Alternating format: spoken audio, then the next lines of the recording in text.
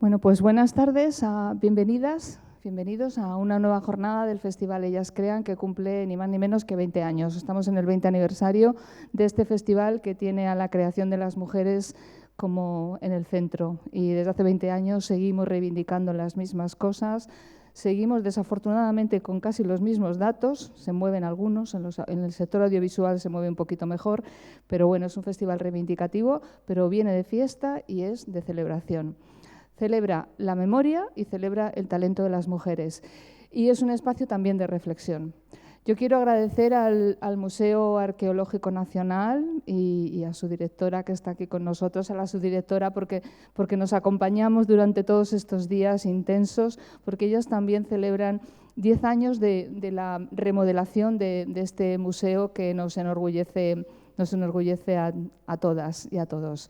Bueno, hoy es un día muy especial. El año pasado empezamos con lo subversivo y fue un debate, una reflexión sobre qué era lo subversivo, surgido a raíz de la exposición de Paula Rego en el Museo Picasso de Málaga, hay que decirlo, viene de ahí, donde nos preguntamos qué era lo subversivo en el arte en el día de hoy. Bueno, hubo una reflexión el año pasado, eran preguntas, no buscábamos llegar a ningún sitio, y de lo subversivo a la locura surge de una conversación con Pilar, con Nora, y dijimos, bueno, pues vamos a dar un pasito más y vamos a ver en qué punto se une lo subversivo, la locura y cómo ha afectado a las mujeres artistas. Es un placer estar aquí. Gracias, Pilar, por aceptar, que sé que vienes corriendo de tus clases, moderar este encuentro, bueno, no sé cómo llamarlo, esta reflexión en torno a varias mujeres que va a ser muy interesante lo que nos tenéis que contar, porque vienes muy bien acompañada. Ella, Pilar, es una mujer, es profesora de la Universidad Complutense, es escultora, feminista, es una mujer que, bueno, yo la he escuchado este domingo en una grabación sobre la intervención que hizo sobre María Blanchard en el Museo Thyssen a propósito de la exposición Maestras, que también nos enorgullece que se haya realizado esa exposición. Y bueno, pues me he quedado admirada de tu capacidad didáctica y pedagógica, de cómo cuentas las cosas. Y bueno, nadie mejor como tú para moderar el encuentro con estas tres maravillosas mujeres que tú las vas a presentar. Gracias, Semiramis, gracias, María, gracias, Nora. Y yo nada más os dejo, dar las gracias al museo y a todas las que nos acompañáis y que sigáis, porque el festival continúa reivindicando la memoria y descubriendo talento. Así que, bueno, gracias y adelante con eso de lo subversivo a la locura. A ver qué nos contáis. Gracias.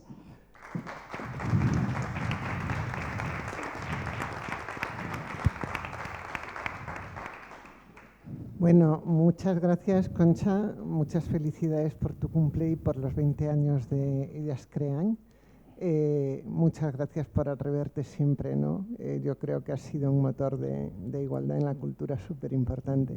Por supuesto, muchas gracias al museo, que también es un cambio paradigmático el que tuvo lugar aquí, ¿no? En el modo de contar la prehistoria y el cómo resignificarnos.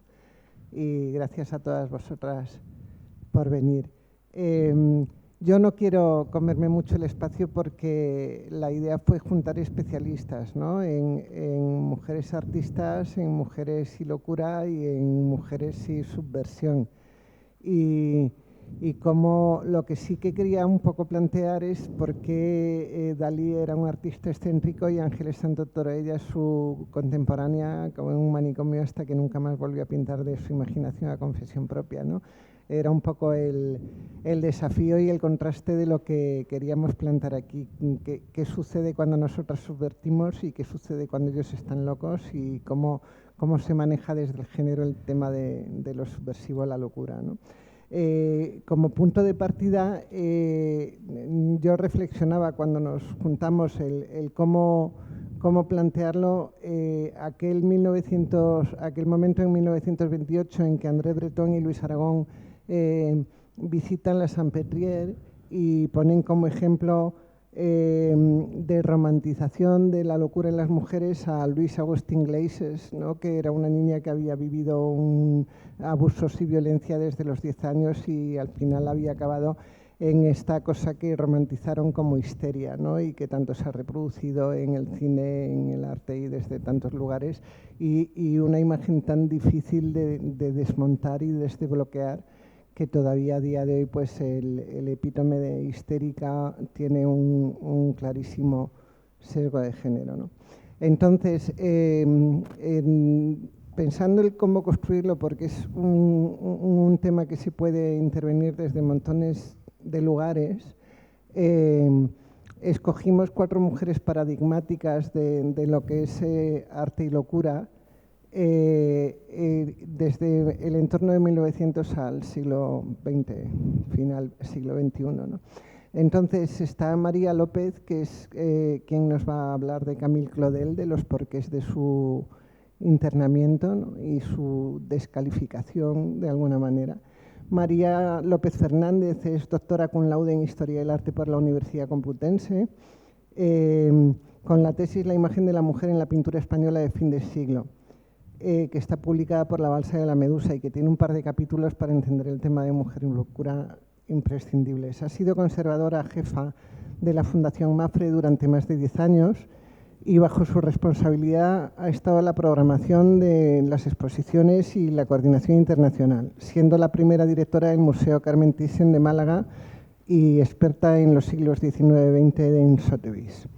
Es autora de diversos libros, pero sobre todo para mí es la persona que más sabe en este país sobre Camille Claudel, pero con diferencia de muchas. Además mantiene una muy cercana relación con la directora del museo Camille Claudel iba a decir París, de Nantes-sur-Seine. Nogent-sur-Seine, sí.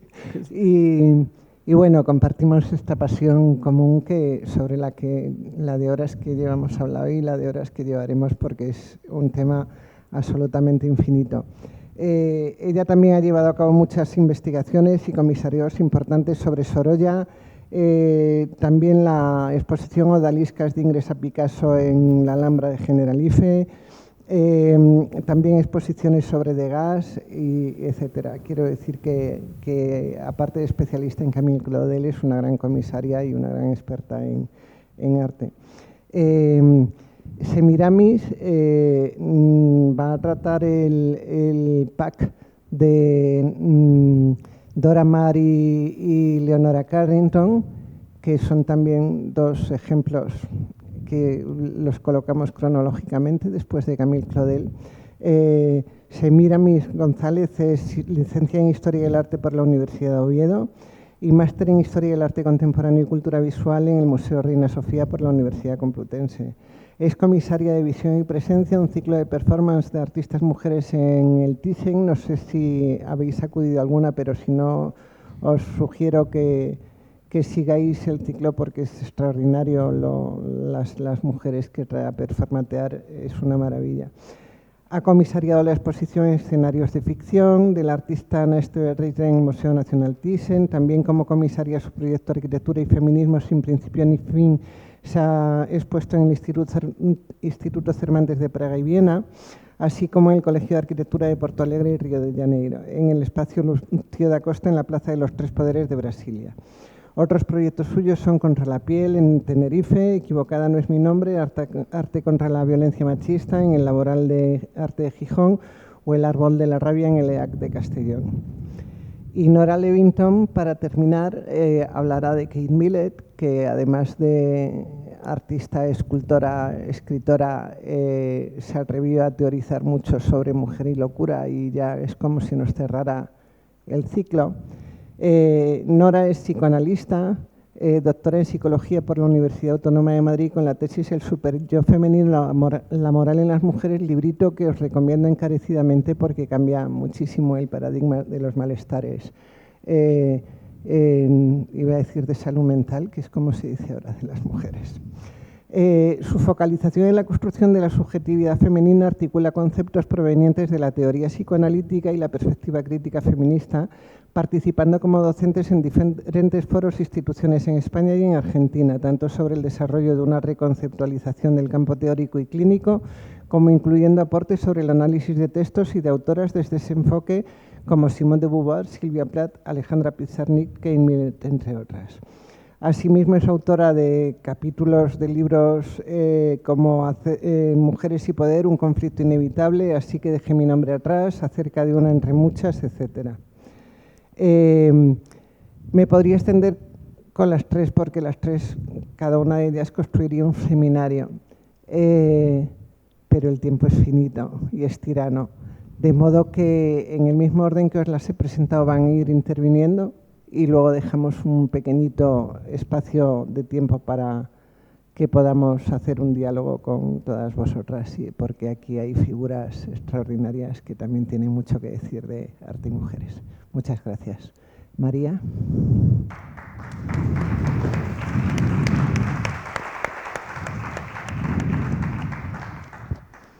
Bueno, pues por mi parte empiezo ya con Camille Claudel, que precisamente para arrancar esta reflexión, todos sabemos que es una figura fundamental. Me gustaría, como el tiempo, como ha dicho Pilar, desafortunadamente es finito, me gustaría plantear, por un lado, cuál es la historia tópica que todos conocemos sobre Camille Claudel y cuáles son las preguntas que esa historia nos plantea y que realmente nos interpela respecto a la manera en la que su propia subversión la condujo a estar 30 años encerrada en un psiquiátrico. Entonces, bueno, pues la historia es bastante conocida por todos. Cuentan que Camille Claudel era una mujer guapísima que desafió a su familia y a su época para dedicarse al oficio de escultora y, sobre todo, para unirse al que sería su maestro, Auguste Rodin, el escultor más importante del París de fin de siglo. Juntos, teóricamente, vivieron una pasión desbordante, crearon un montón de obras juntos y, aunque al principio pues Camille era muy joven y aprendió mucho de Rodin, pues rápidamente se cuenta que Rodin se dio cuenta del enorme talento de Claudel y se aprovechó de los dones de su alumna para utilizarla para crear sus obras más importantes. Por supuesto, entre ellos, pues muchas de las obras más emblemáticas de La Puerta del Infierno y de los burgueses de Calais, entre otros. Estábamos en mitad de la historia apasionada entre Camille Claudel y Rodin, creando juntos, teóricamente de una manera idílica, en el Clos Payen. Pero, sin embargo, Camille quería, la historia de siempre, quería algo más, pero Rodin no quiso sentirse más atado, ni siquiera fue capaz de atenderla cuando Camille Claudel se quedó embarazada y teóricamente se vio obligada a abortar. Rodin seguía con su vieja amante Rose Beuret y Camille, humillada pero orgullosa, decidió abandonar para siempre a Rodin y encerrarse en su taller para crear. Durante esos años, verdaderamente creó algunas de sus obras más importantes y más significativas, pero, sin embargo, la sombra de Rodin parecía ser bastante alargada. Ella empezó a sentir cierta manía persecutoria y justo cada vez su situación era peor, y un 13 de marzo de 1913 los enfermeros irrumpieron en su taller y la llevaron a un sanatorio, al sanatorio de Villebron, posteriormente a Mondesberg, donde permanecería 30 años recluida. Durante esos... A ver, seguimos con... Dámelo, te la paso. Aquí, ya está, vale. Este es el sanatorio de Mondesberg, lo que se llamaba el asilo de alienadas de Mondesberg, donde Camille Claudel pasó 30 años. Y esta es la última fotografía que se conserva de ella, hecha por el marido de su amiga Jessie Lipscomb. Y así, esta es la historia, desde Mondesberg, Camille escribió cartas con una lucidez tremenda. En una de ellas decía, reclamo la libertad a pleno pulmón. Y otra de ellas, muy trágica, decía, no he hecho todo lo que he hecho para terminar mis días como interna de una casa de salud. Merecía algo más. Pero, sin embargo, a pesar de sus súplicas, continuó encerrada en el psiquiátrico durante 30 años. Pues bien, esta es la historia que todos conocemos. Así es como nos ha llegado esa historia, pero realmente la historia es muchísimo más complicada, sobre todo porque quien ha manejado este relato es Paul Claudel, su hermano. En esta foto es el busto de Paul Claudel sobrevolando en la exposición que hicimos en 2007. Pero me parece mucho más significativa esta foto de un anciano, Paul Claudel, abrazando el busto que Rodin hizo sobre Camille. Paul Claudel marcó el relato y la leyenda que nos ha llegado de Camille Claudel en 1951, cuando 7 años después de la muerte de su hermana, a la que en 30 años solamente fue a ver 13 veces, se celebró la primera gran exposición retrospectiva sobre Camille Claudel en el Museo Rodin, y Paul Claudel escribió el texto del catálogo. En ese texto de catálogo marca la pauta de cómo interpretar la obra de Camille, pues dice, la obra de mi hermana, todo lo que le da su interés único es que representa toda la historia de su vida. Entonces, a partir de esos momentos, todas las obras de Camille Claudel fueron interpretadas en función del culebrón, por llamarlo de alguna manera, del culebrón que vivió Camille Claudel con Rodin. Y así lo hizo con todas las obras. Cuando veía la mujer en cuclillas, decía, representa mi hermana con su instinto animal, tratando de replegarse. La pequeña castellana era sus tormentos cuando Camille Claudel se vio obligada a abortar. Y la ola era la vida que estaba arrasando a su hermana y los acontecimientos que arrasaban a su hermana. Y, por supuesto, el culmen de todo era La Edad Madura, que es una de las obras más importantes de Camille Claudel, que evidentemente se prestaba a una interpretación en la que, según todos, esta obra fue hecha cuando Camille Claudel decidió abandonar a Rodin y representaba a Rodin en el centro, siendo implorado por Camille Claudel para que no se fuera, por la juventud, mientras la vejez, que representaba a Rose Beuret, la vieja amante de Rodin, arrastraba al gran artista para arrebatárselo a Camille Claudel. Esta interpretación es la que ha llegado a nosotros y todavía se repite en las guías del museo y en la mayor parte de los libros, y procede del grito desgarrador de Paul Claudel diciendo no. Esa muchacha desnuda es mi hermana Camille, implorante, humillada, arrodillada. esa soberbia, esa orgullosa. Así es como se ha representado a sí misma, implorante, humillada, arrodillada y desnuda. Entonces, bueno, es evidente que esta interpretación autobiográfica encajaba perfectamente con la teoría de que el arte de las mujeres era siempre una expresión personal directa de la experiencia emocional individual.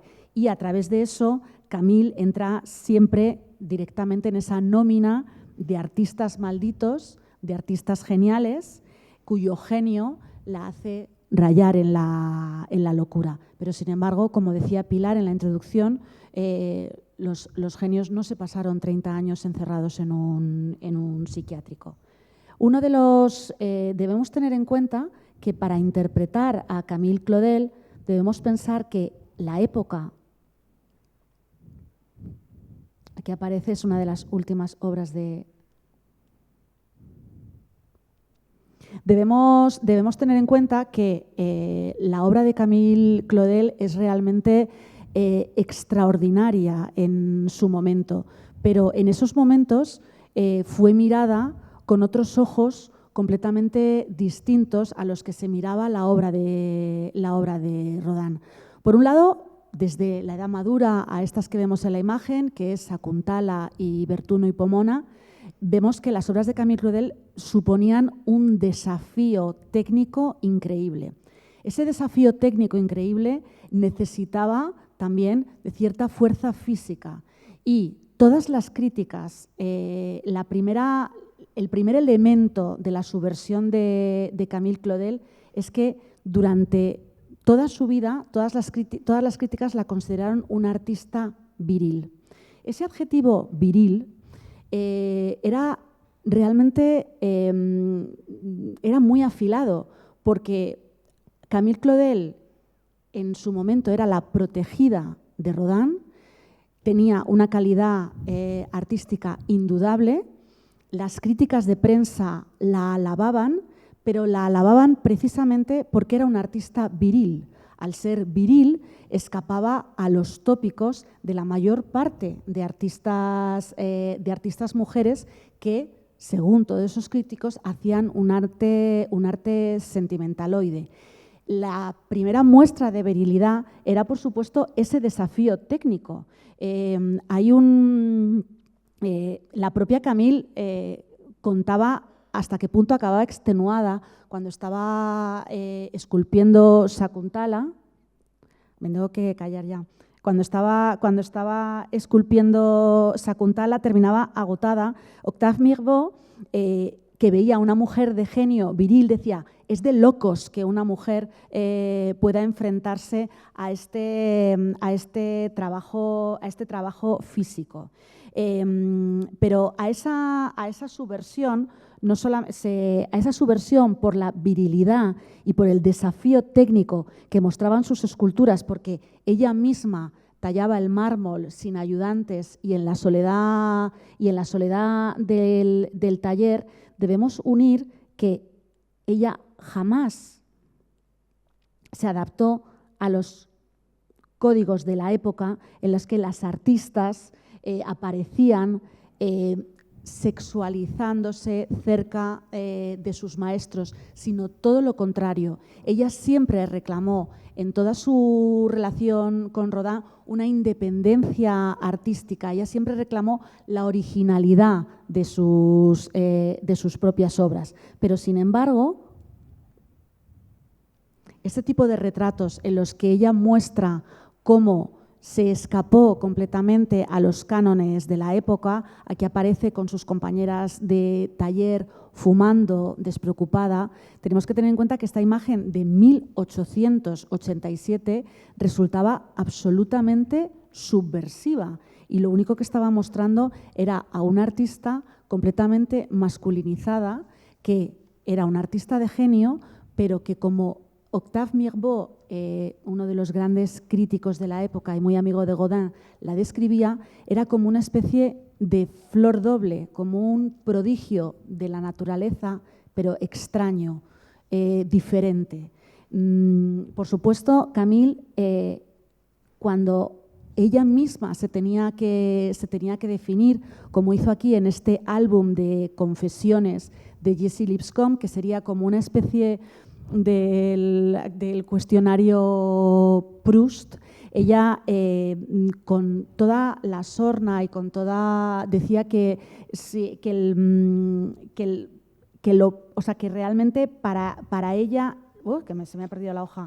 Que la cualidad que prefería en un hombre es que obedeciera a su esposa y en una mujer que hiciera rabiar a su marido.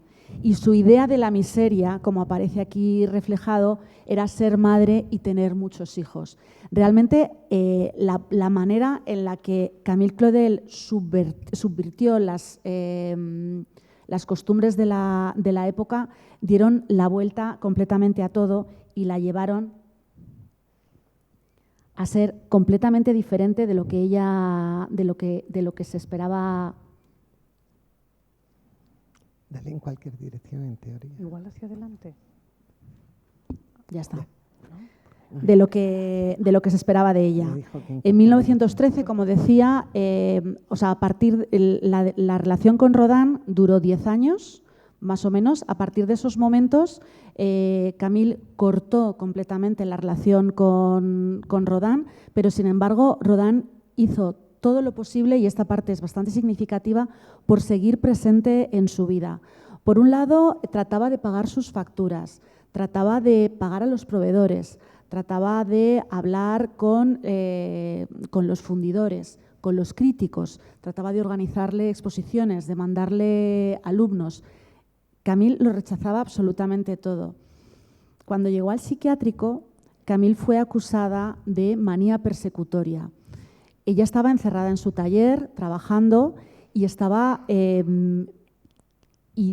tenía la sensación de que cada vez que salía alguien entraba en su taller, alguien le robaban las ideas. Esa manía persecutoria se fue acusando, pero por otro lado, en realidad, si seguimos el rastro del archivo del Museo Rodin, de las facturas, de las cartas que Rodin escribía a sus colaboradores para saber permanentemente de Camille, podemos pensar que, por un lado, trataba de ayudarla de una forma paternalista, pero por otro, quizá también trataba de controlarla. En 1913, cuando Camille fue ingresada en un psiquiátrico, su madre escribió diciendo que ella, a los 75 años, ya no era capaz de hacerse cargo de una hija con esas costumbres extravagantes. Y 30 años después, las cartas que Camille y su madre se enviaban entre ellas, su madre seguía echándole en cara simplemente haber sido la amante de Rodin. Cuando ella reclamaba su libertad a pleno pulmón, su madre le reprochaba: me engañaste, me dijiste, me hiciste invitar al maestro a casa con su concubina y tú en esos momentos eras su amante. Esa era la gran, digamos, el gran pecado de Camille Claudel, y el gran pecado que estuvo reclamando sin parar. Entonces, bueno, ahí digamos que la documentación plantea una serie de problemas que debemos tener muy en cuenta, porque los datos muestran que la subversión de Camille Claudel la llevó a estar encerrada 30 años en el psiquiátrico. Perdón por haberme alargado, pero con todos estos problemas técnicos luego me he ido poniendo nerviosa. Y le cedo la palabra a Semiramis, porque este capítulo de mujeres insumisas que terminan enredadas en la locura sigue con Leonora Carrington y con Dora Maar. Muchas gracias.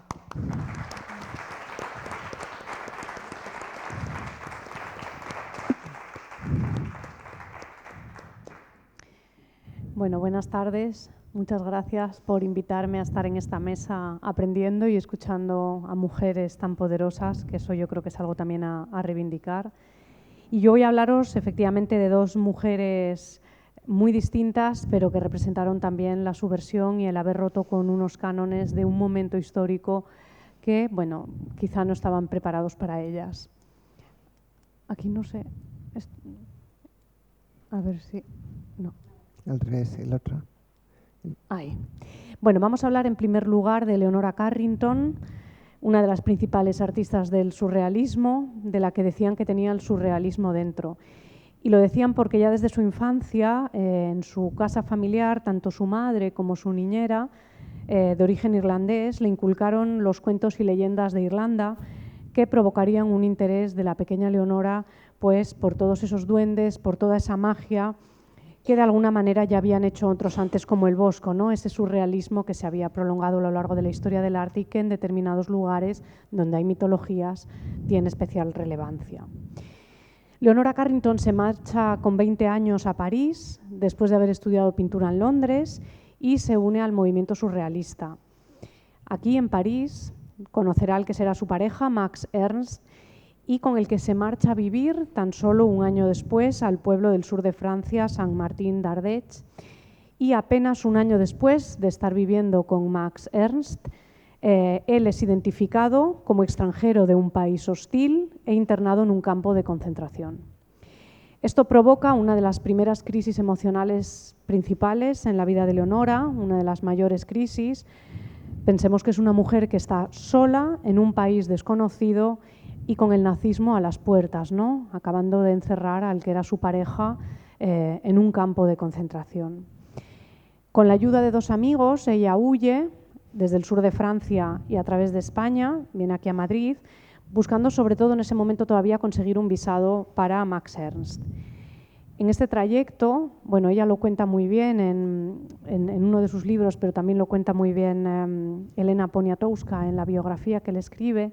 Ya ella mostraba en este trayecto pues, los síntomas de una condición mental alterada, ¿no? Acrecentada, como digo, pues, por esa soledad, por esa incomprensión y por el peligro de ser apresada. Además, el hecho de que fuera una mujer artista ya suponía pues, que fuera considerada excéntrica para su época y que desde muchos puntos de vista era considerado pues, una locura, ¿no? Una mujer dentro del canon de la locura. Ella misma cuenta que en Andorra empezó a ejercitarse subiendo a la montaña, a pasear, y bueno, que sus vecinos vieran a una mujer caminando entre las rocas, pues ya despertaba sospechas de que, bueno, de que no estaba muy bien de la cabeza, ¿no? Otra de las cosas fundamentales que desencadenó una crisis, pensemos, ¿no? En esa figura de Leonora huyendo a España con dos amigos, sola en el sur de Francia. Otro de los momentos clave cuando ella llega aquí a Madrid es que es víctima de una violación grupal por parte de oficiales requetés y ella tenía 23 años. Ella calla y no se lo cuenta a nadie y esto, junto al contexto bélico en el que nos situamos y que tanto la desestabilizaba, provoca un episodio psicótico que llevará a que sea ingresada por parte de su padre en un sanatorio en Santander, un sanatorio para pacientes de clases altas europeas, en el que los doctores Mariano y Luis Morales trataban a los enfermos con cardiazol, un medicamento que generaba ataques epilépticos y que anulaba temporalmente la voluntad. Ella cuenta todo esto en este libro, toda esta terrible experiencia, en este Memorias de Abajo, ¿no? Que bueno, en esta edición española es muy bonita por las mujeres que la han puesto con ella, pero la historia que cuenta dentro es bastante terrible. Podían hacer lo que quisieran conmigo. Me mostré obediente como un buey, llega a decir Leonora. Esta obra de ella, Down Below, que es el libro en inglés, Memorias de Abajo, bueno, pues ese allá abajo, el Down Below, es una de las pinturas que representa esa estancia en el sanatorio, ¿no? Luego Leonora, bueno, como sabéis, ella consigue huir a México y es muy interesante también su figura porque una vez que se estabiliza, tanto mental como vitalmente en México, no vuelve a sufrir crisis nerviosas. Con lo cual también la figura de Leonora, aparte de todo lo que tiene de interés como artista surrealista y además por las violencias que sufrió, es interesante cómo determinados contextos acrecientan y provocan, en el caso de este caso, de ser una mujer artista, además el contexto bélico, el nazismo, etcétera, pues que pueda haber una estabilidad mental mucho más frágil. Yo creo que en el caso de Leonora hay varias conclusiones que podemos sacar, ¿no? Pues, en primer lugar, como una artista de su talento, vivió controlada primero por sus padres, era una joven muy consciente de ideas revolucionarias, lo cual despertaba temor, y se traducía en un control y sobreprotección, aunque era una sobreprotección distante y fría, siempre la relación que mantuvo con su padre. Esto llevaba, por un lado, al artista a querer romper con lo que se esperaba de ella, lo que su familia esperaba de ella, es decir, pues una británica de clase acomodada, bueno, pues que fuera una mujer que cumpliera con los estándares de la época, es decir, que se limitase a casarse y a tener hijos. Y esta resistencia a menudo llevaba a las mujeres a ser directamente patologizadas en lugar de reconocer sus acciones como actos de resistencia legítima. Además, el hecho de que ella en determinados momentos identificase a su pareja, Max Ernst, con su padre, también nos puede hacer pensar que la relación que mantenía con él y el control que él mantenía sobre ella tenía como una correspondencia parecida a las expectativas que su padre tenía sobre su hija. Y luego, como decía, por otro lado, si tenemos en cuenta el momento histórico, el auge del fascismo, ¿no?, a las puertas, y el ver cómo tus libertades se ven coartadas, la violencia sexual, claramente le llevó, ¿no?, a una situación mental límite. Digamos que esas ensoñaciones, ese surrealismo, de alguna manera era una especie como de escapatoria a lo que estaba viviendo y que, bueno, puede ser también un lugar de resistencia para un contexto adverso. Además de las violencias que sufrió, Leonora se enfrentó a un contexto que la menospreciaba como artista mujer, a todas las mujeres surrealistas, por supuesto, que incluso se burlaba de ella, y se enfrentó también a un contexto histórico acuciado por el nazismo, y esa violencia sexual fue también un detonante de una estabilidad mental frágil con todo lo que giraba en torno a ella. La violencia que sufrió también en el sanatorio fue un golpe más, ¿no?, en intentar silenciar a una mujer libre, creativa, que, como digo, cuando consigue llegar a México vive una vida feliz y en paz. Bueno, aquí vemos una de sus obras del año 46, La Giganta, estas mujeres fuertes, ¿no?, que también llenan, ¿no?, y están presentadas en todas las obras de Leonora. La obra de Leonora nos habla de un mundo interior muy rico, en contacto con la alquimia, con la mitología, con el ocultismo, con el misticismo. Y para ella tienen mucha importancia las ensoñaciones, las visiones, necesarias por un lado para huir de ese horror en el que había tenido que vivir, también para darle un sentido espiritual a una vida enfrentada en un contexto complejo y también una visión alternativa del mundo, ¿no?, de ese mundo material que ella rellena con este mundo espiritual donde aparecen, como digo, mujeres fuertes que desafían las expectativas tradicionales, ¿no?, estas mujeres que se acompañan unas a otras como en esta casa de los opuestos. En las obras de Leonora, como digo, el surrealismo deja de ser un juego de hombres para ser una inmersión absoluta en ese subconsciente que a ella tanto habían maltratado. Su mundo está lleno de seres quiméricos, autorretratos a través de animales, de árboles, de caballos, de magia, de símbolos y de deidades femeninas.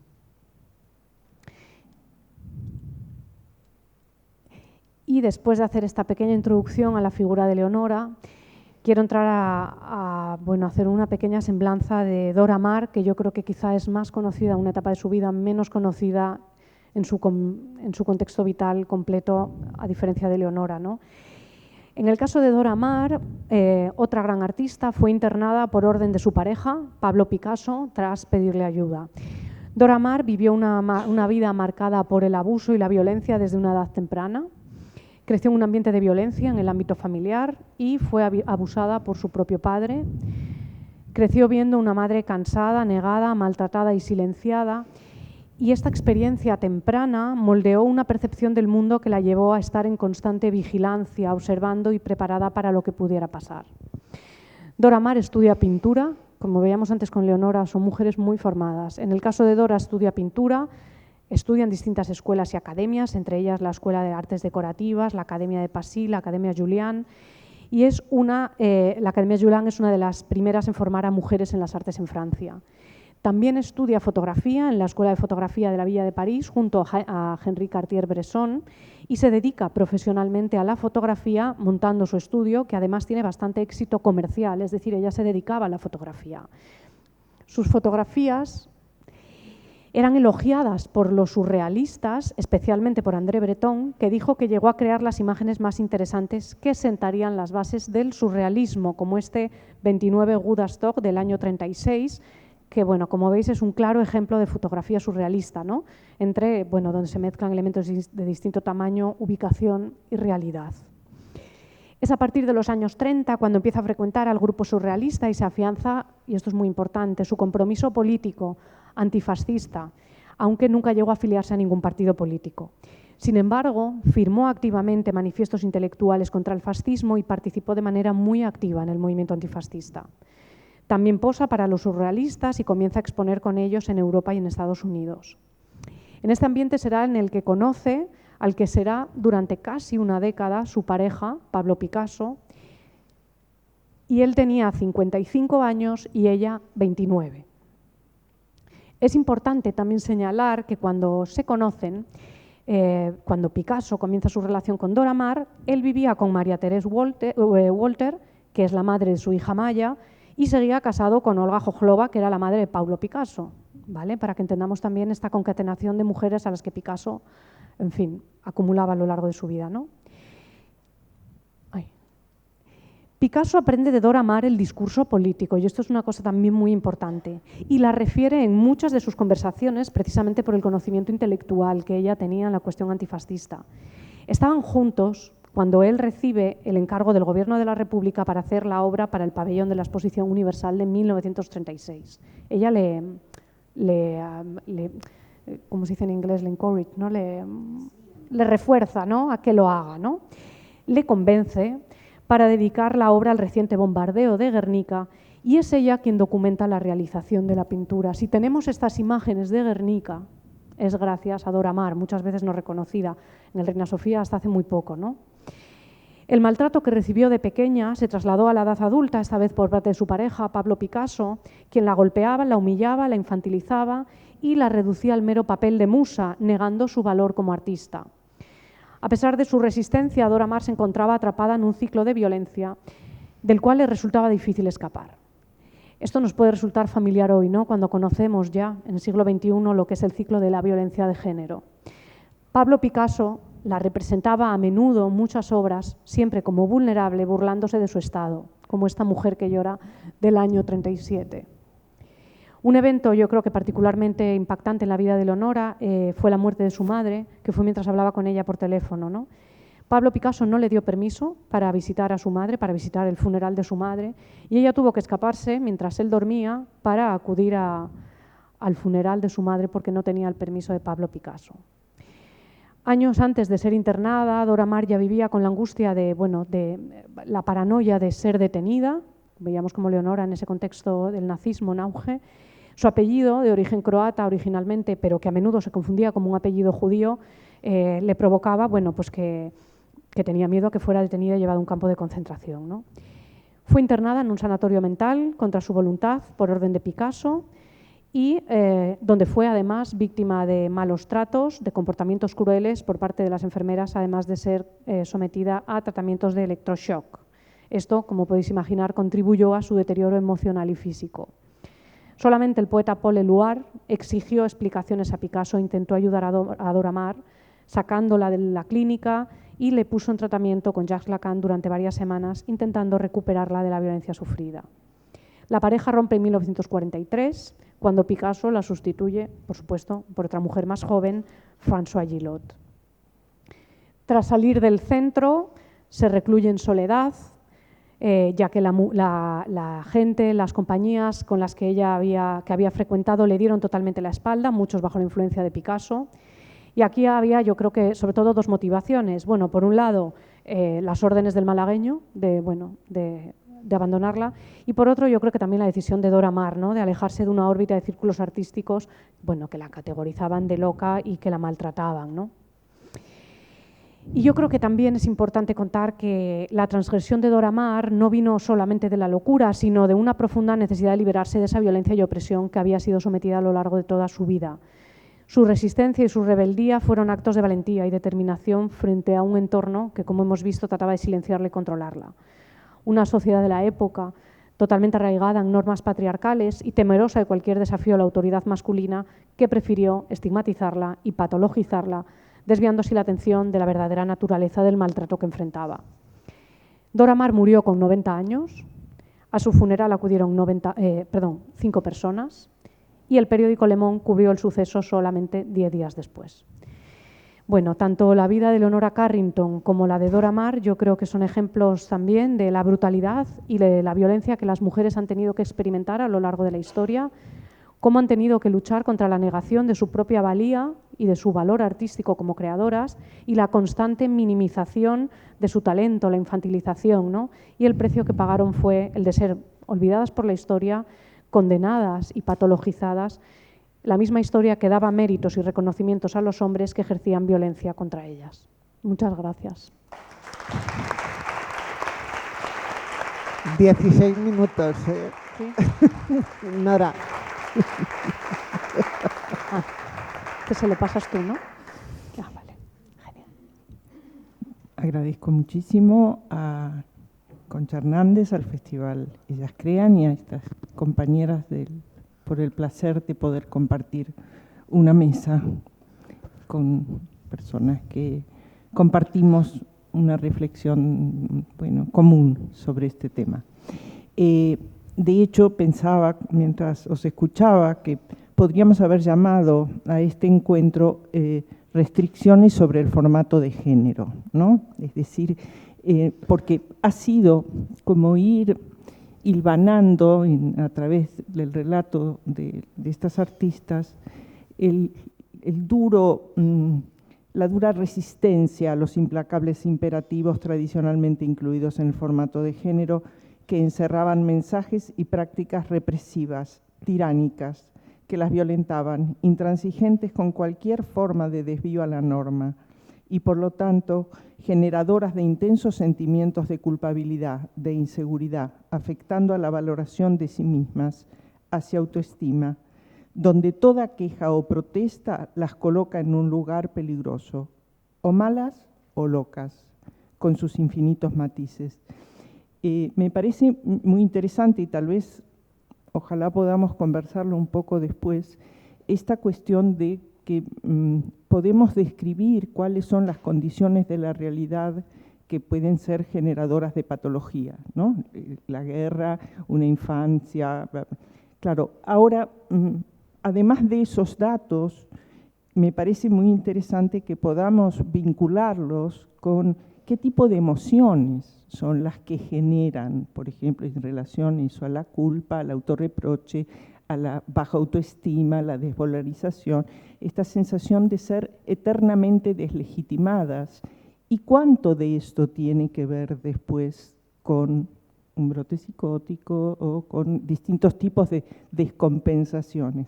Es decir, muchas veces me parece que falta este correlato entre esos datos de la realidad, que son evidentemente estímulos desencadenantes perfectamente comprensibles, y cuál es el proceso emocional que lleva a un desequilibrio de estos órdenes, ¿no?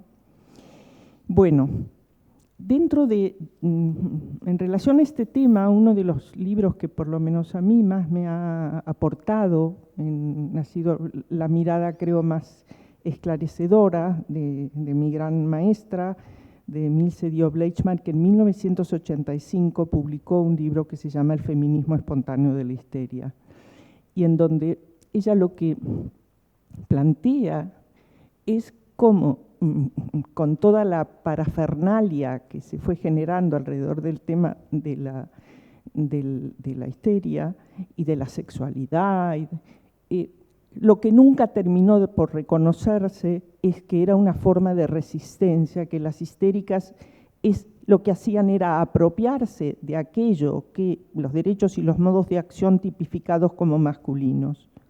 Y si tendríamos que preguntarnos algo de qué es lo que le pasa, qué es lo que está denunciando la histérica, dice, podríamos escucharla preguntándose sobre cómo acceder a poder identificarse con su género sin que esto implique ser inferior.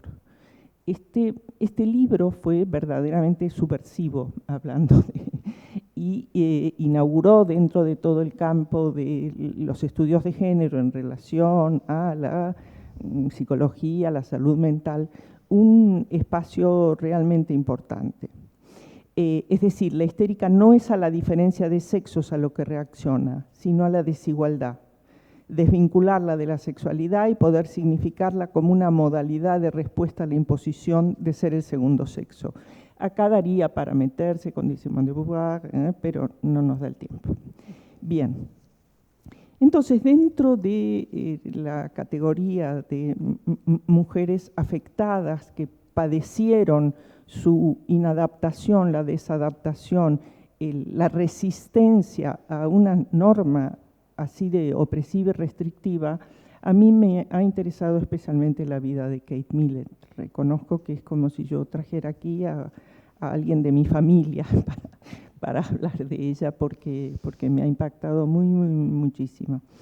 Kate es una mujer que nace en 1934 y en el seno de una familia de Minnesota, con una familia de clase media, irlandesa, hipercatólica, es decir, con unos valores terriblemente estrictos, con una madre, y lamento porque atenta contra mis intereses, empezar a criticar a la madre cuando se habla de psicopatología, y de ninguna manera estamos diciendo que ella, la madre, es la culpable. Estamos hablando de que la madre, en ese proceso, ¿no?, de transmisión que las madres solemos actuar socialmente, bueno, es un producto de su época. Por lo tanto, parte de lo que vamos a ver que sucedió con Kate tiene que ver con que la madre también era una víctima de esa situación de la religión, de los estrictos preceptos, etcétera, etcétera.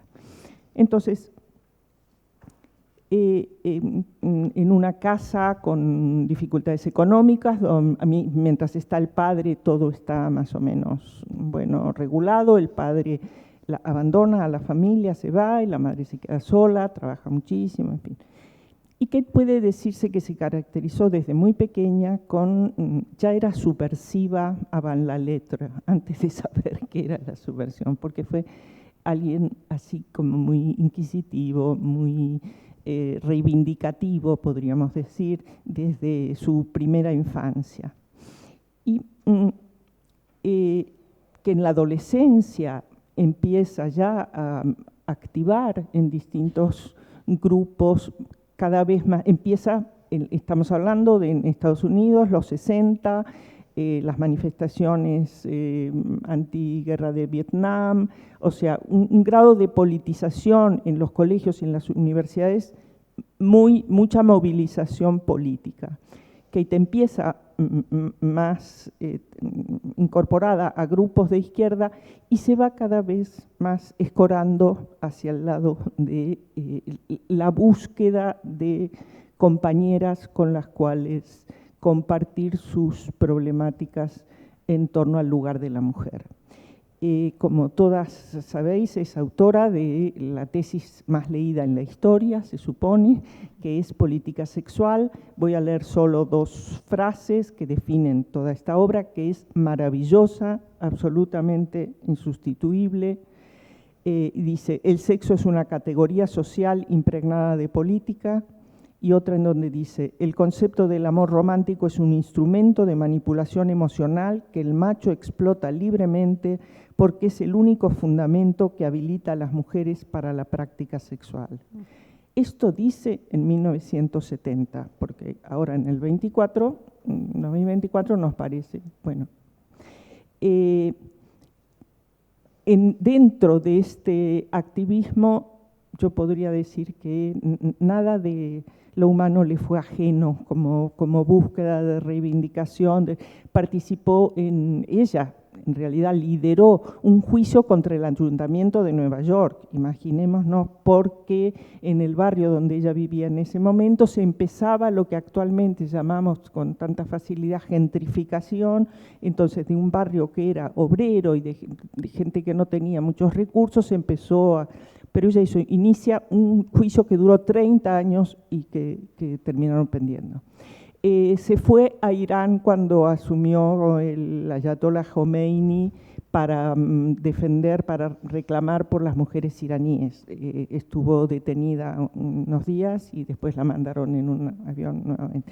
Se fue a Irlanda para sumarse a la huelga de hambre de los prisioneros de IRA. Es decir, participó en una cantidad de reivindicaciones, de peleas, de luchas impresionantes. Es decir, fue una subversiva en toda regla, podemos decir. Y ahora tengo que hacer un poquito de un corte aquí transversal para decir, vale, ¿qué pasó con una mujer tan potente que además de todo esto resultó que también terminó ingresada? Es decir, y acá me gustaría poder hacer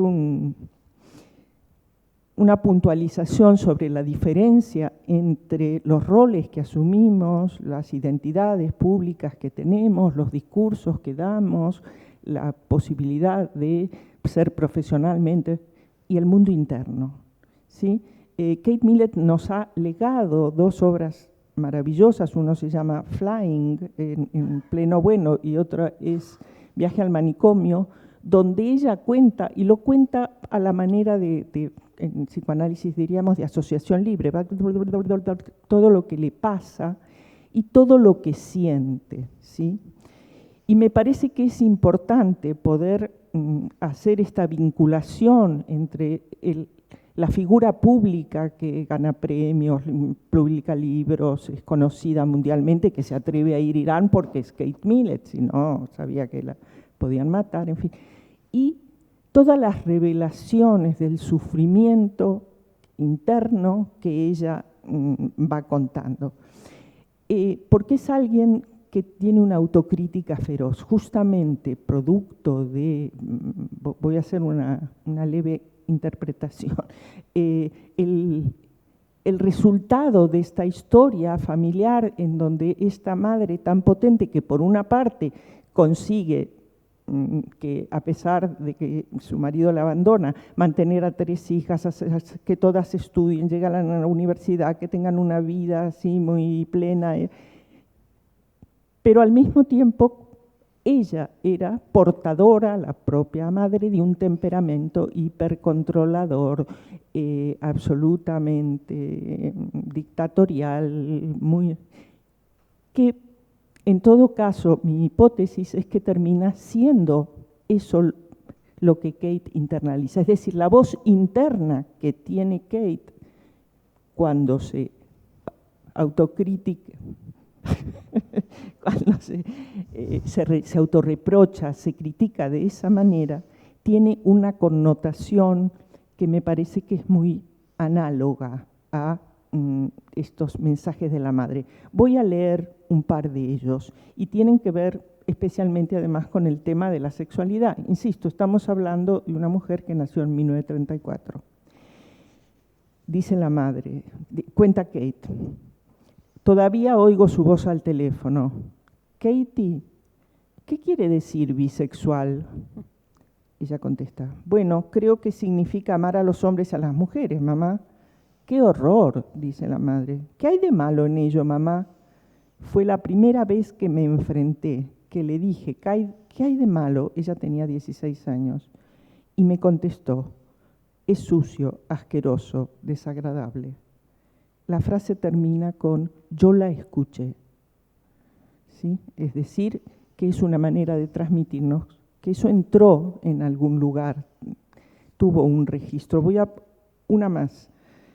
Sobre esto de su mundo interno. Dice, abrumada por la culpa, me aflijo a causa de la familia y de todas las demás que a partir de ahora sufrirán por la forma en que vivo y porque defendí esta vida.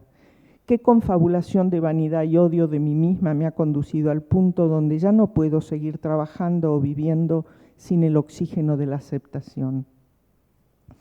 Es decir, algo de lo que esta reflexión tan profunda, esta introspección, era profundamente antifreudiana, muy cuestionadora del psicoanálisis. No conocía a las psicoanalistas feministas, o sea que es muy avant la lettre. Pero bueno, tiene que ver con con que eso, intentemos entender cuánto de la culpa de la transgresión, de haberse desviado de la norma, no solo en relación a una sexualidad que su madre censuraba, que hay otra frase que... Hay otra que también me parece, si la única moral descansa en no herir a los demás, escuchar qué frase, si la única moral descansa en no herir a los demás, entonces seguimos fracasando, herimos a los demás. ¿Acaso nuestra libertad puede justificar el sufrimiento ajeno? Siempre es así, y yo sé que mi libertad no justifica el dolor del otro. Cuando insulté a la sensibilidad burguesa, incluida la de mi madre, apoyando al Gay Liberation, tenía una excusa. Los gays padecían una mayor miseria y yo lo sabía. Pero al serlo yo misma, al reconocerse ella misma como lesbiana, estoy arruinándolo todo. Estoy lastimando a Fumio, su pareja, que me dice, haz lo que quieras, pero que nunca puede decirlo sinceramente. ¿Me quedan todavía? ¿Qué me quieres decir con esa miradita? Un poquito más clara, ¿no? Lo último. La dura voz de mamá gritándome. No, la última entonces prefiero esto que alude más a su experiencia, porque además de todas las militancias que he mencionado, está que fue alguien profundamente comprometido con la causa antipsiquiátrica, por supuesto, que con un cuestionamiento muy severo tanto a las instituciones encargadas de la salud mental como a la industria farmacéutica. Dice, en 1973 me quedé desconcertada y lo vi como algo fortuito, un incidente vergonzoso, un error o un malentendido entre miembros de mi familia, fruto de la ingenuidad. Al salir, porque la madre y la hermana son las que la recluyen en un psiquiátrico cuando tiene el primer brote. Al salir me sumí en una profunda depresión. El confinamiento había minado mi seguridad en mí misma, aunque había obtenido la libertad por intercesión de unos abogados de los derechos humanos en un juicio, algo poco habitual de por sí. Las personas que me rodeaban consideraban que estaba loca, de modo que era como si lo estuviera. Por otra parte estaba el amenazante diagnóstico de la psicosis maníaco-depresiva, un veredicto científico profesional de locura. Gracias. Bueno, muchas gracias.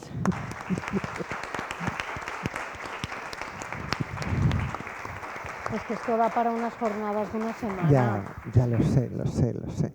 Me dice Semiramis con muy buen criterio que esto da para unas jornadas de una semana y lo sabíamos. O sea, esto es, bueno, organicemos las jornadas, Concha. Yo qué os voy a decir. Yo es un placer infinito el estar aquí escuchándoos y es doloroso cortaros. Tú lo sabes, Nora, que yo te escucharía hasta el día del juicio final, estaría feliz. Bueno, el registro es tremendamente amplio porque hemos contado aquí como 100 y pico años de mujeres y transgresión y locura, ¿no? Y subversión y locura. ¿Qué tamaño de subversivas hemos traído? Y qué castigo por serlo, de un modo o de otro, vivieron, pero también qué bien que Kate Millett logró narrarlo con esa honestidad brutal que lo narra, ¿no? Y cómo ayuda a colocarlo el acudir y el revisarlos por qué sucede y bueno, cómo con un poco de suerte logremos evitar que siga sucediendo, ¿no? Yo creo que ahora estáis vosotras aquí y tenéis que ser quienes las interroguéis y podamos prolongar este placentero rato un poquito más. No sé si hay alguna palabra.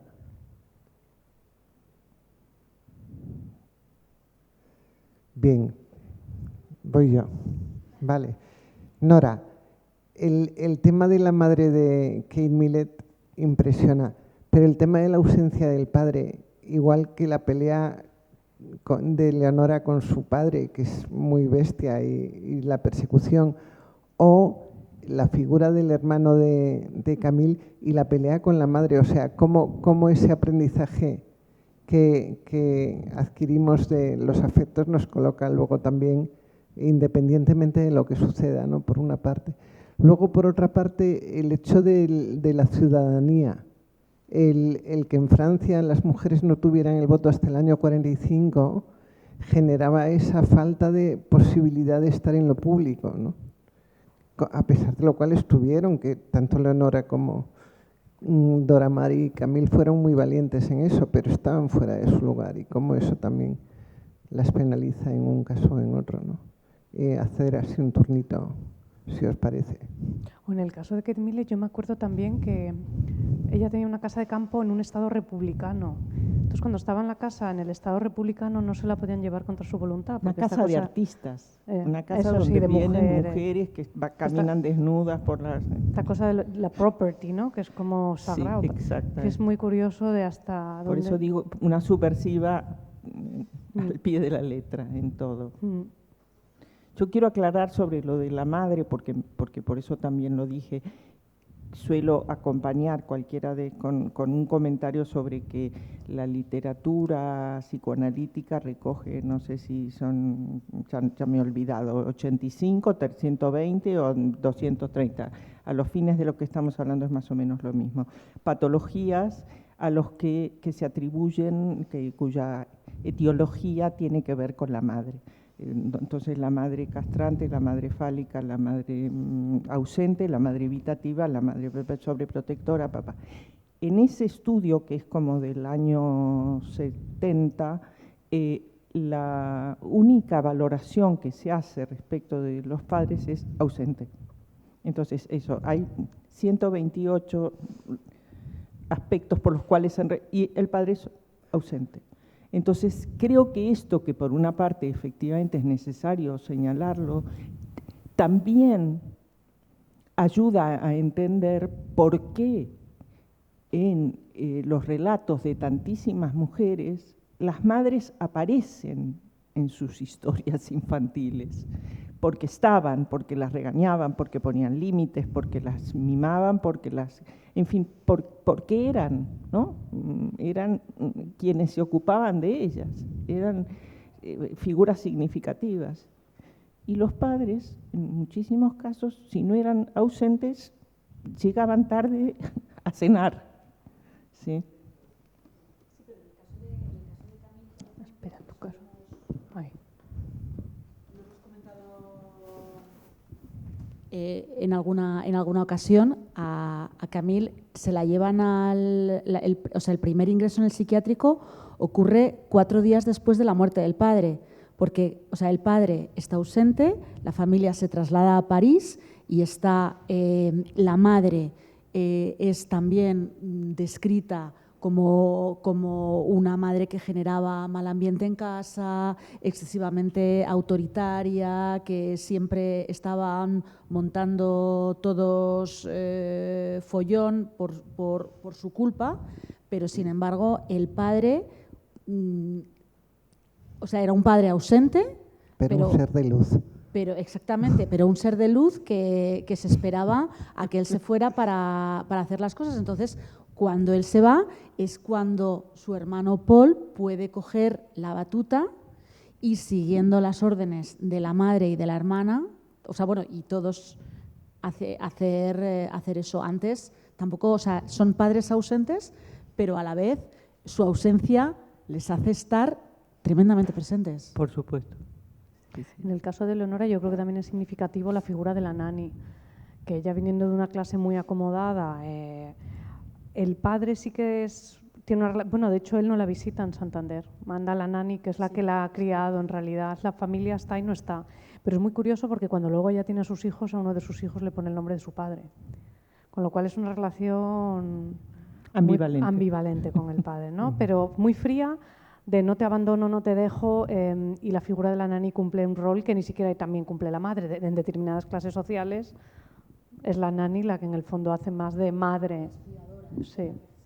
Con la que se genera el vínculo. que es la que la va a visitar a Santander. Sí.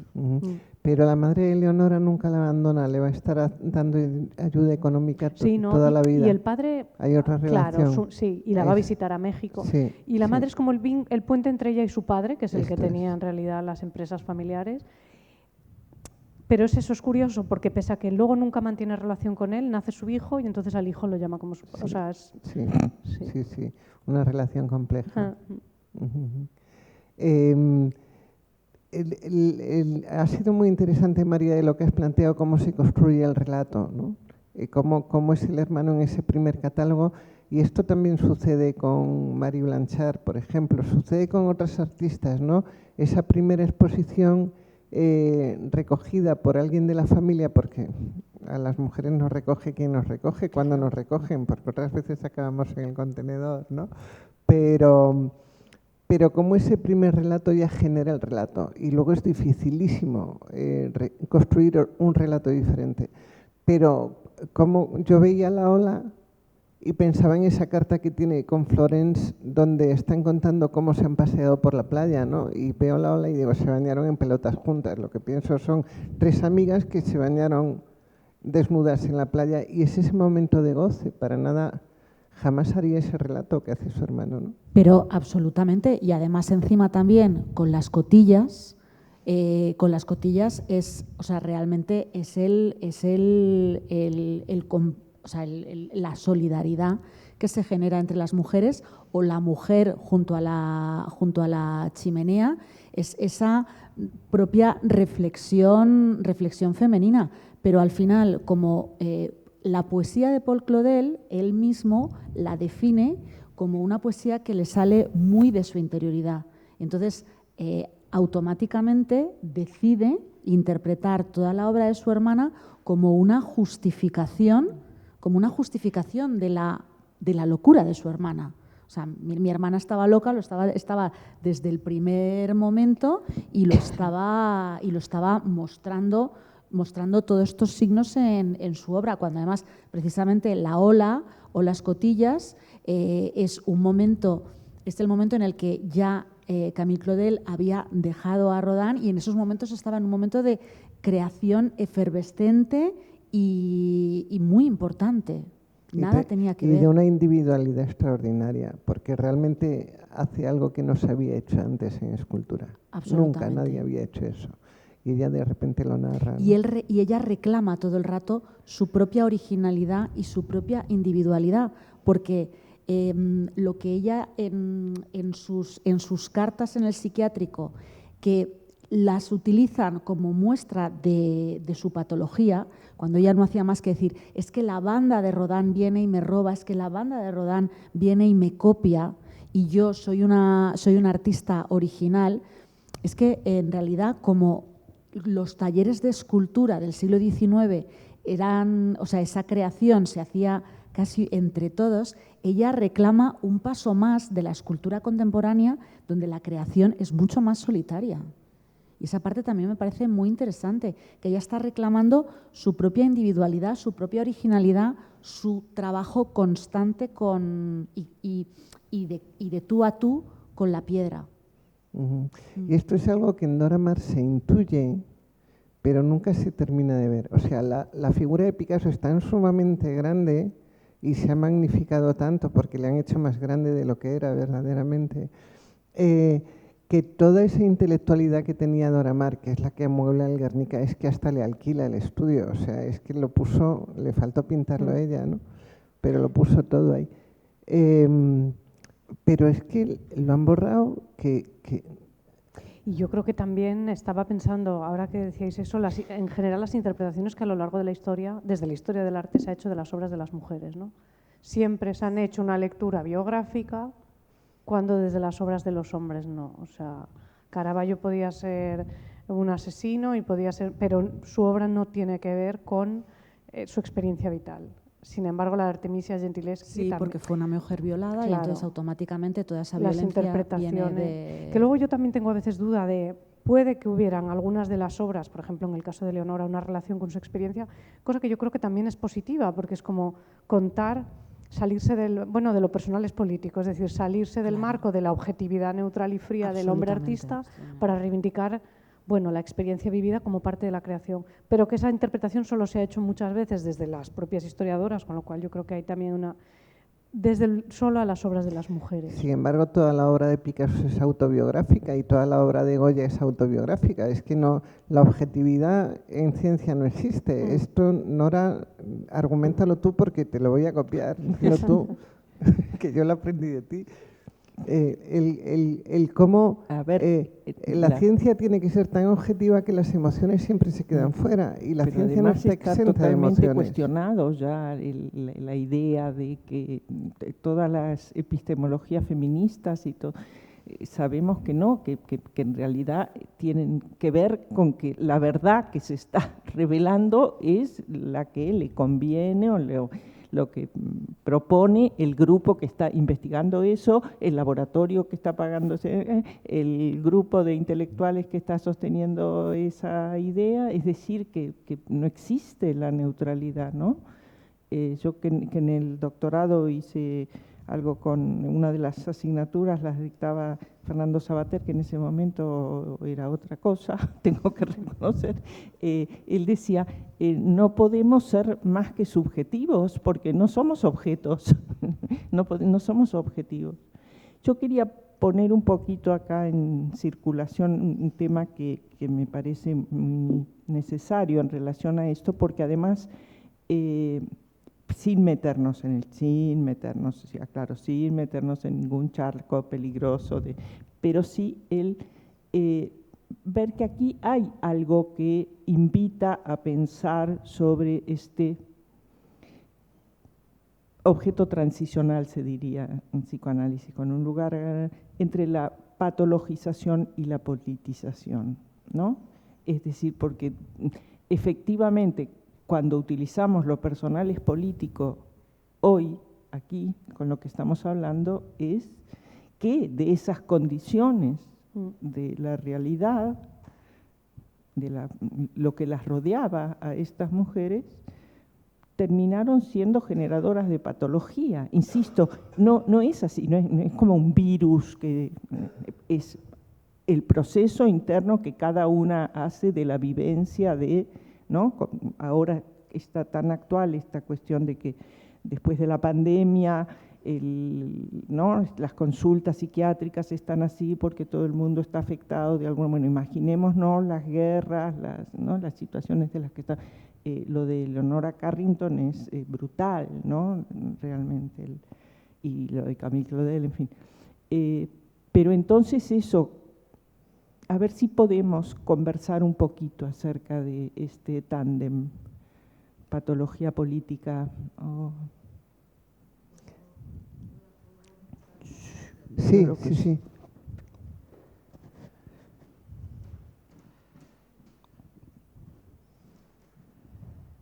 Es un honor tener a esta mujer acá, quiero decirles.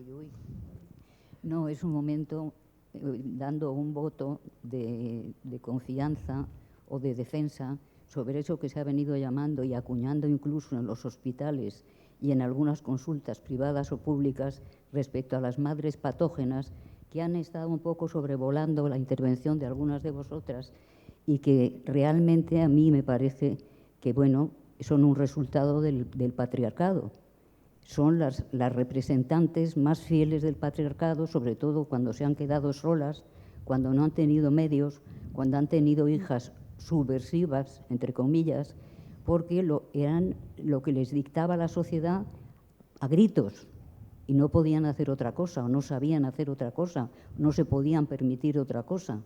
Es decir, hubieran pasado ellas a ser madres subversivas y eso debía ser el pecado más gordo en el cielo y en la tierra. Nada más era eso, por si acaso había quedado las intervenciones vuestras, que sé que no iban en ese sentido, pero por si acaso sobrevolaba un poco nebulosamente por el lugar en que estamos. Nada más era Sí, eso. yo creo que es muy importante aclararlo, ¿no? Que cualquiera de las intervenciones maternas de las que nosotras podíamos estar mencionando eran por el bien de la hija. En ningún momento había una idea de maldad, una idea de violencia, ¿no? Si no tú perteneces a este contexto, te estás saliendo de este contexto, te van a penalizar antes de que penalicen, te penalizo yo, ¿no? Yo tengo un ejemplo clarísimo. Una de mis abuelas era machista total.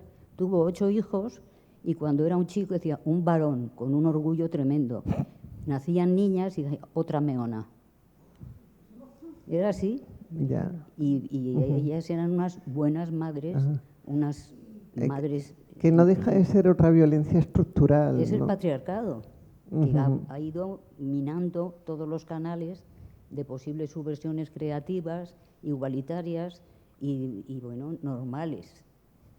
Nada más era eso. Quiero decir que cuando yo llegué hace 47 años, me hablaron de esta señora como la única persona en España con la que se podía tener un diálogo que tuviera que ver con lo que después ha sido el género, los estudios de la mujer, etcétera, etcétera.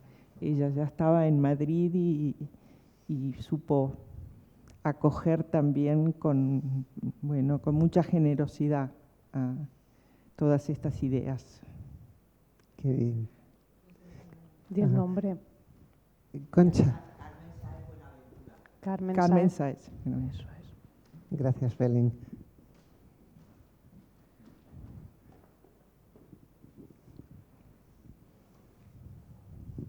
Bueno, un gusto escucharos a todas y escuchar también las intervenciones y tener a personas como ella aquí con nosotros hoy. Gracias, Carmen.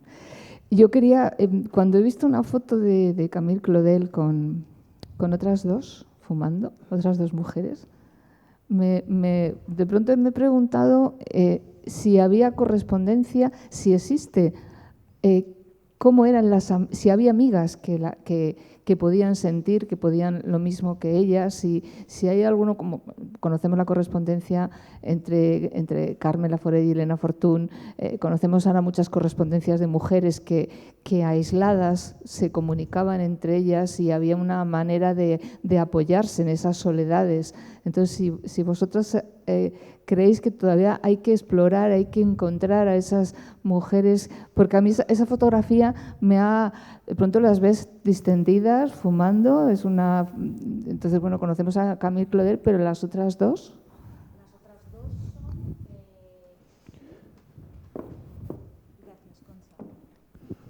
Pues me parece interesantísimo. En este caso, en el caso de Camille Claudel, las otras dos eran sus compañeras de taller, Jessie Lipscomb, que hablaba antes Pilar, con la que viajó por Inglaterra, le escribía, ¿te imaginas me ir yo sola como si fuera un chico a pintar por la playa? O sea, realmente tenían ese tipo de fantasías y ellas compartían el taller, pero la mayor parte de las mujeres artistas eran artistas hasta que se casaban. Jessie Lipscomb fue quizá su amiga más querida, se pelearon y hay unas cartas en las que Camille le escribe a la otra amiga inglesa, que era Amy Singer, que se ha peleado con Jessie Lipscomb y que la odia para siempre. Porque la traiciona. Porque la traiciona. Ahí había una traición, pero por otro lado las fotos son tomadas todas por William Elborn, que es el marido de Jessie Lipscomb. Pero fíjate, ahí...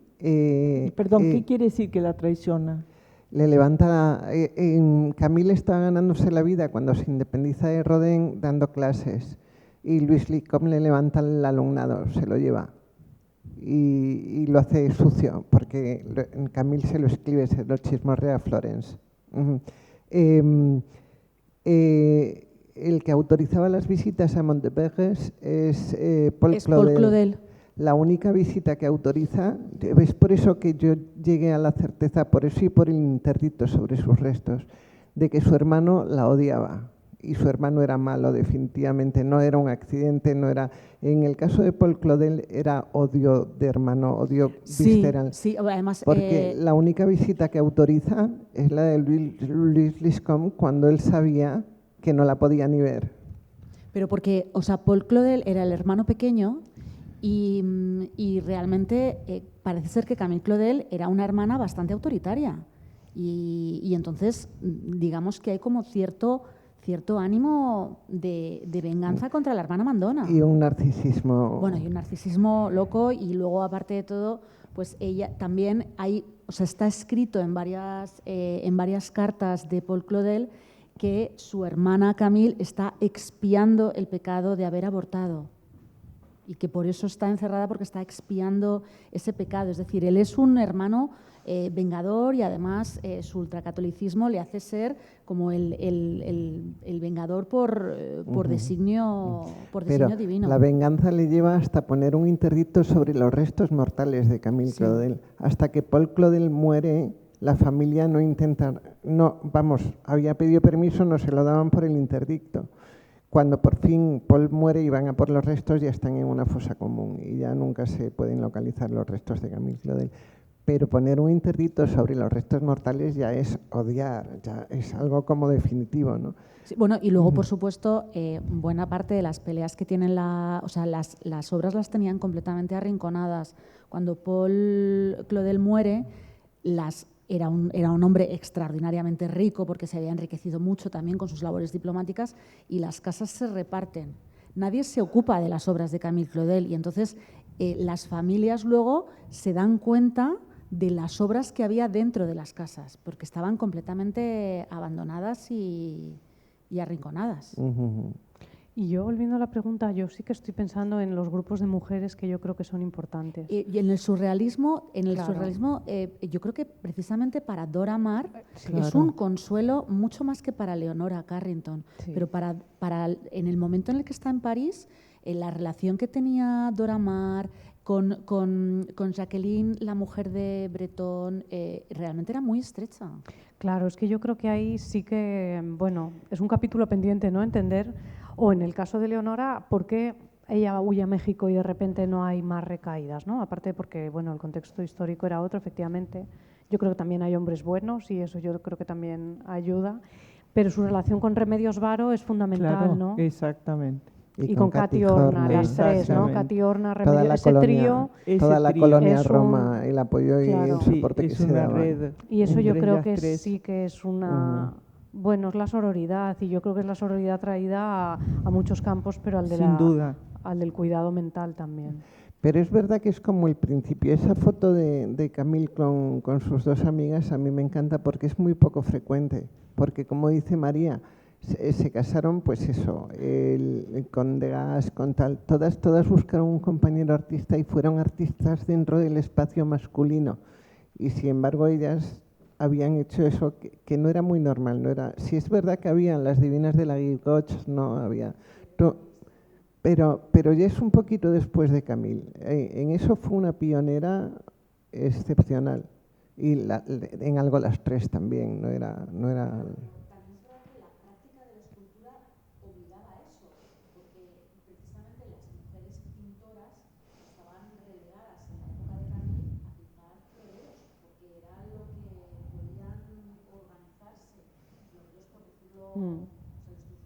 Bodegones, sí.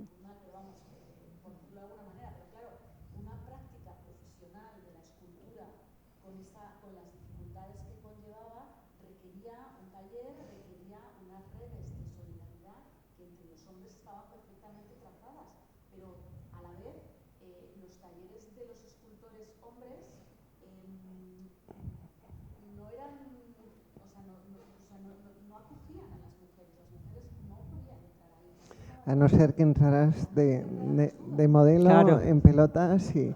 Entonces, Bueno, y la escultura entonces- siempre sigue siendo un terreno muy vedado para las mujeres aún hoy, ¿eh? Sí, o sea, todavía hay, la cosa sí. física de la escultura. Ahí no. Enar, Sí, bueno, yo primero daros las gracias porque es un privilegio esta jornada. Yo que estaba reflexionando sobre la intolerancia de la locura. Bueno, los hombres han vuelto locas a las mujeres, eso no hace falta que lo digamos, ¿verdad?, con las violaciones, y han sido muy intolerantes y nos han metido en los psiquiátricos. Pero a mí lo que me preocupa es la intolerancia de las mujeres frente a los comportamientos excéntricos, locos de las mujeres. Yo leí la biografía de Kel Miller, la tenía absolutamente sublimada, y me resultó tan dolorosa que no pude terminar el libro, que es un libro bastante grueso, ¿verdad? Porque ella no era consciente de su locura, de sus fases maníacas, cuando ella hace la comuna con todas las mujeres, ¿verdad? Son las mismas amigas las que llaman a la familia para que la ingresen. Bueno, pero estaba recordando en el 2010 el Instituto de la Mujer pues invita a Kate Miller a que venga a España.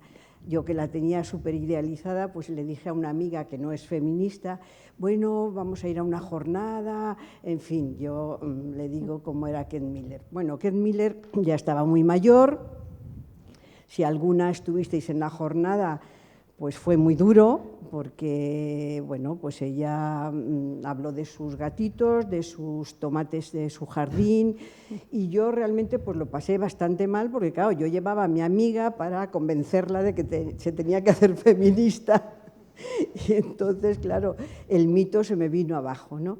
Y recuerdo que le dije, bueno, perdona que te haya hecho venir para esto y tal, y me dio una lección de tolerancia, y me dijo mi amiga, mira, Enar, ella ya ha hecho lo que tenía que hacer. Sin duda. Ha escrito un libro, como me has contado, ha marcado toda una línea y una ola de feminismo y tal.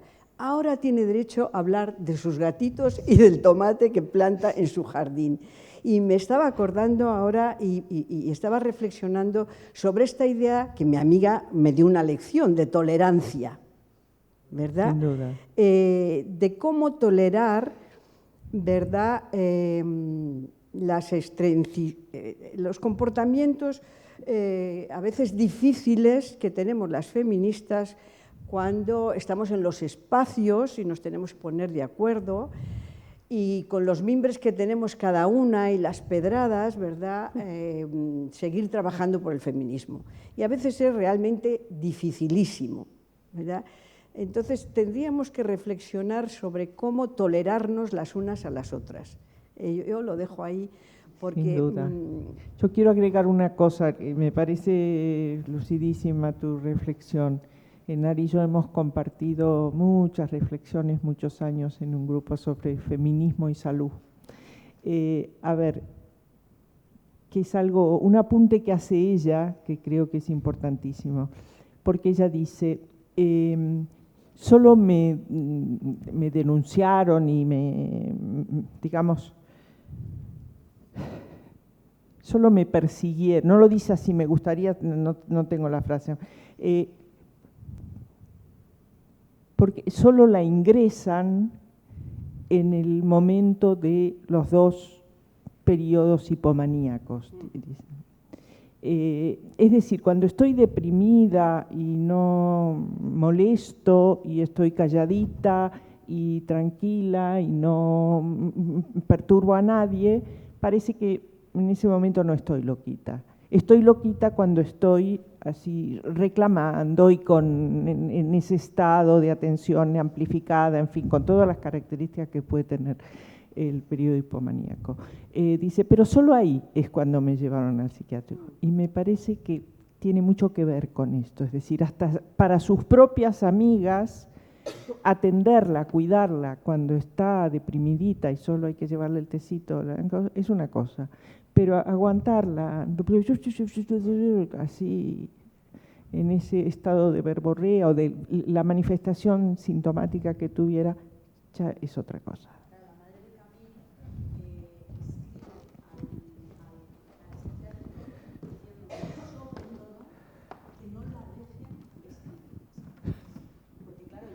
Escribiendo a todos sus conocidos, claro, para tratar de que la liberaran, y de hecho se orquestó una campaña en la prensa diciendo que Paul Claudel había encerrado a su hermana, y la madre decía sobre todo, no la dejen escribir, que la lía, pardísima. sí, sí.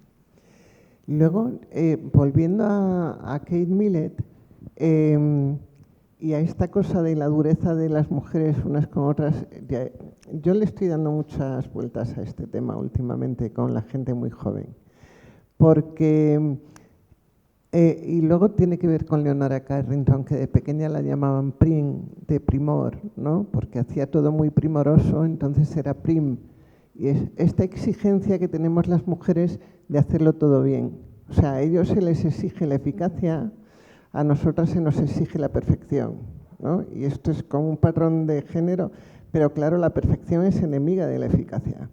Si tú quieres ser perfecta, necesitas muchísimo más tiempo que si quieres ser eficaz, ¿no?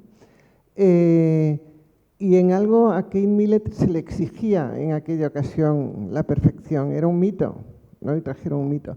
Yo en aquella conferencia que ella dio, en esa digresión, porque fueron pensamientos muy libres, lo que vi fue un discurso antineoliberal premonitorio de lo que nos pasó después.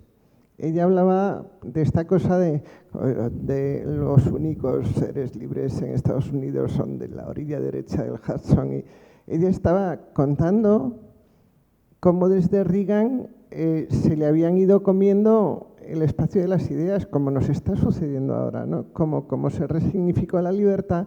O sea, había mucha más profundidad en aquella conferencia de la que fuimos capaces de ver. Yo a eso le he dado muchísimas vueltas, muchísimas, porque como recibí tanto input, porque todas nos enfadamos tanto, pero yo escuchaba a Sabater unas estupideces y todo el auditorio, wow. O sea, las mujeres solemos tener un listón muy alto. Yo cuando acudo a espacios mixtos digo, pero qué estafa, si a este tipo le han pagado 3.000 pavos. Y no he aprendido nada. Es más, le podría dar un rebalconcillo si nos tomamos un café ahora, ¿no? Y sin embargo, cuando acudo a espacios de mujeres salgo alimentada. Entonces, es verdad que ponemos ese listón tan alto, por una parte. Por otra parte, también nos pasa que es la primera vez que estamos en espacio público. Todavía no sabemos estar y todavía no sabemos dar la autoridad a quien está en el espacio público, ¿no? Porque hemos tenido que competir mucho por ocupar estos espacios. Entonces, en esta memoria reptiliana nos queda la cosa de a ver cuando me quitan el asiento tengo que agarrarme fuerte a él, ¿no? Y no dejar el espacio. Ellos viven mucho más relajados.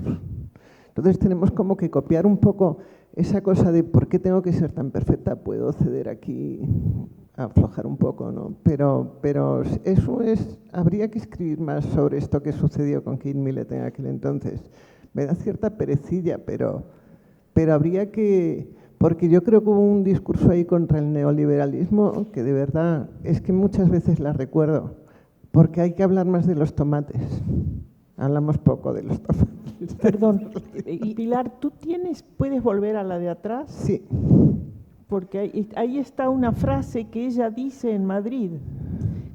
Justamente cuando le empiezan a preguntar algo, yo lo leí en una entrevista, esto lo copié de una entrevista, a la periodista le pregunta algo sobre los libros y sobre sus ideas y también la quiere hacer volver a la gran Kate. Y ella contesta, yo lo que he sido es artista y no política. Escribo libros para aliviar mi mente, ¿sí?, de las cosas que me pasan, pero yo lo que soy es escultora, dice. Un poquito disociado todo, en fin, ella es escultora, política, todo lo que ella hace. Pero me parece, por eso lo puse ahí, tiene que ver mucho con esto que tú dices, con esa... Es una postura política también, ¿no? Decir...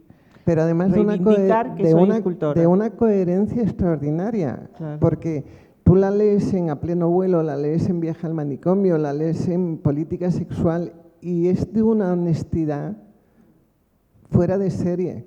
Entonces, ella no imposta en absoluto, no tiene una identidad pública, es una integridad que pero yo también, es que... yo creo, fíjate, hablando justo de eso, ¿no?, de ocupar espacios públicos, hasta qué punto que tú decías, hay momentos en los que los contextos pueden facilitar que determinada sensibilidad emocional provoque pero también el estar ahí, ¿no? La resistencia de las mujeres en los lugares en los que se supone que no tienen que estar. En aquella época, además.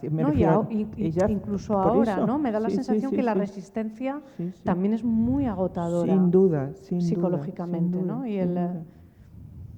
Hay un momento en que, que cuando sale en la tapa del Time que ella ha reconocido que es lesbiana, ella después tiene, eso en una entrevista, en un periódico dice, ahora sé que en las consultas de los dentistas de todo Estados Unidos, sobre la mesa está mi foto diciendo que soy lesbiana, ¿no?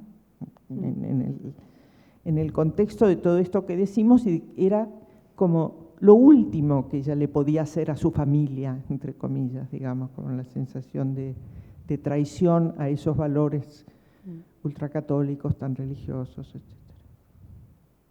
María, ¿ibas a decir algo? No, iba a decir que en esa, uniendo esa sensación de resistencia mantenida, que es agotadora, luego, por otro lado, también llama la atención, cómo en el ciclo de la violencia de género, lo que tú decías de la patologización y la politización, cómo mujeres que están resistiendo y resistiendo con una fortaleza tremenda, pueden rendirse en esos ciclos de la violencia de género. Pues es súper significativo lo que le ocurre precisamente a Dora Maar cuando le está escribiendo unas cartas a Picasso que realmente Picasso las desprecia, ¿sabes? Porque hay un momento en el que le dice yo soy como todos esos perros que están alrededor y que aman a su dueño, así te amo yo,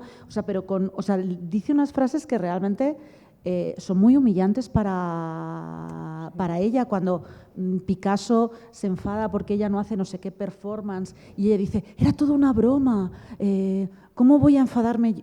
Realmente es una pérdida de su... mientras se están patologizando, están realmente perdiendo dignidad, completamente su dignidad, y eso le ocurre a todas. Tienen esa resistencia feroz que la mantienen todas, y a la vez tienen esa resistencia, pero frente a la pareja maltratadora.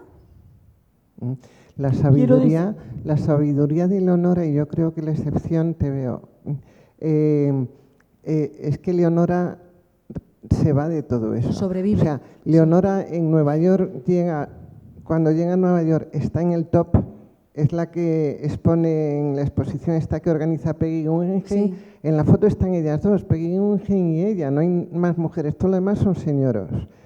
Y la cita a Luis Buñuel en un piso, obviamente para intentar ligársela, lo presuponemos, y ella se mancha la mano con la sangre de la regla y llegan a todas las paredes con aquello. Y el Luis Buñuel se asusta. Luis Buñuel, el del perro andaluz, se asusta de aquello, ¿no? Y ella decide dejar Nueva York e irse a México. Ella toma, dice, yo a Leonora la admiro por ese gesto, no de estás en el top, estás arriba. Y tú tomas la decisión de te vas de Marcel, que no te va a enredar con la Dorotea Tanning, te vas de todos y te vas a México y tienes una vida buena y la tienes con tu pareja, amigas, con tus amigas, con tus hijos, con tus nietos. Los hijos y nietos hablan de ella, hace esas entrevistas ya mayor, sí. ¿no? O sea que Leonora elige y resuelve, ¿no? Leonora, en Memorias de Abajo, al final del libro, tiene una frase deliciosa que cuando creo que es uno de los médicos o alguien le dice algo así, y ella dice, bueno, aprendí que en estos casos tenía que dar la razón. Pero lo dice con una suficiencia, lo dice con una lucidez y con una claridad de decir, bueno, yo digo que sí y luego me voy a ir a hacer exactamente. También te digo que yo creo que en el caso de Leonora, para todo lo malo del contexto en el que vivía, el exilio y el reunirse en el exilio, esas mujeres, dio pie a un contexto artístico fructífero. Lo que estaba diciendo Concha, claro. Esa red. Si se hubiera ido a otro país ella sola, pues a saber esa carrera artística también, seguro, claro. seguro. O sea que esa resistencia yo creo que psicológicamente es también una barrera muy dura de mantener. Muy. Yo solamente quería decir un cotilleo, que cuando ingresan a Dora Maar, el psiquiatra que firma el ingreso, porque hacía falta un profesional al que va a buscar Picasso, es Jacques Lacan. No sé cuántos del público lo conocen, pero pues había una lacaniana es una ahí gran arriba a la izquierda paradoja, que se acaba de ir. ¿Verdad? que sí. Qué bueno. Yo creo que Picasso, si estuviera viviendo su biografía ahora, tendría 3 procesos por violencia de género abiertos por lo penal en este país. Unos cuantos, unos cuantos. Sí, por lo menos 3. Seguiríamos, ¿no? Sí, pero el tiempo es finito. Queridas, muchísimas gracias por estar, por el aguante.